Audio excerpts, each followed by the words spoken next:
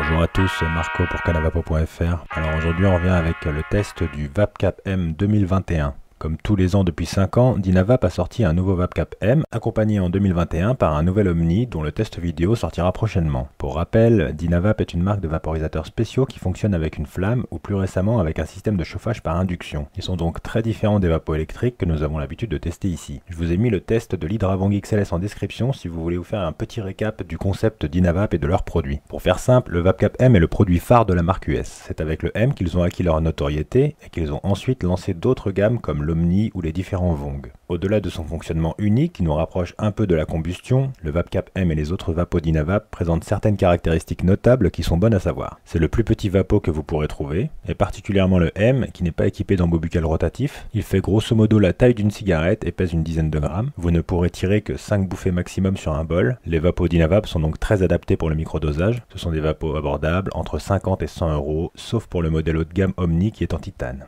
Voyons maintenant ce que cette nouvelle version du VapCap M propose.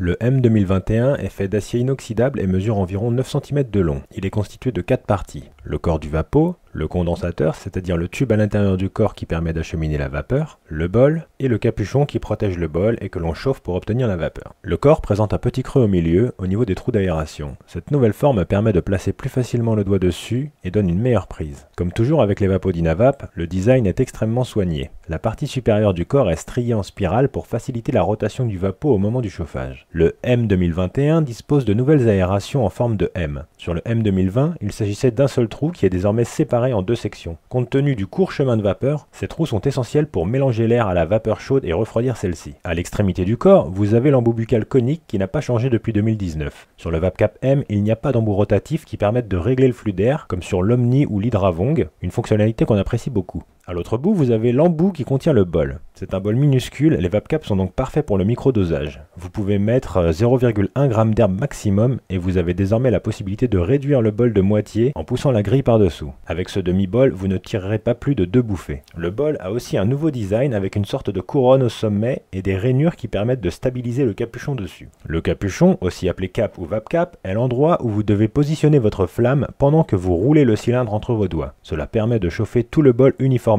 au lieu de concentrer la chaleur à un seul endroit. Si vous utilisez un briquet classique, passez le cap dans le bleu de la flamme, la partie la plus chaude. Visez le milieu du cap pour une vapeur plus dense et l'extrémité pour des nuages plus petits. Comptez généralement 15 à 20 secondes pour qu'il atteigne la température optimale d'environ 180 degrés. Une fois qu'il est à la bonne température, vous entendrez un clic. Le clic du nouveau capuchon est plus distinct qu'avant, je trouve. Il se peut que la première bouffée soit très légère. Vous pouvez donc repasser la flamme rapidement dessus, 5 secondes, sans attendre de clic. Vous aurez alors une vapeur plus dense. Répétez la manœuvre 2 ou 3 fois et le bol devrait être terminé. Avec le VapCap M, il est assez facile d'aller trop loin en chauffant les herbes et de les brûler, donc il vaut mieux tâtonner au début afin de vous familiariser avec ce fonctionnement. L'entretien est extrêmement rapide, un simple coup de brosse ou de coton-tige dans le bol et le tour est joué. Passez également un coup de chiffon imbibé d'alcool sur le cap pour retirer la couche de brûlé formée dessus. Comme tous les Dynavap, les VapCap M sont des vapos uniques qui ne conviendront pas à tout le monde. Ils sont moins faciles à prendre en main qu'un vapo électrique qu'il suffit d'allumer. Le VapCap M demande un peu plus de technique pour pouvoir l'apprécier. L'achat d'un briquet tempête ou d'un chauffage par induction peut cependant vous faciliter la tâche et vraiment améliorer l'expérience. L'autre donnée à prendre en compte est la quantité d'herbe que vous pouvez consommer. Si vous cherchez un appareil de session que vous pouvez utiliser plusieurs minutes d'affilée sans avoir à recharger le bol, le VapCap n'est clairement pas pour vous. C'est davantage un appareil de microdosage qui vous donne entre 2 et 5 bouffées et que vous devez recharger souvent. Voilà, c'est tout pour aujourd'hui. N'hésitez pas à poser vos questions en commentaire et à liker notre chaîne. Et puis je vous dis à la prochaine.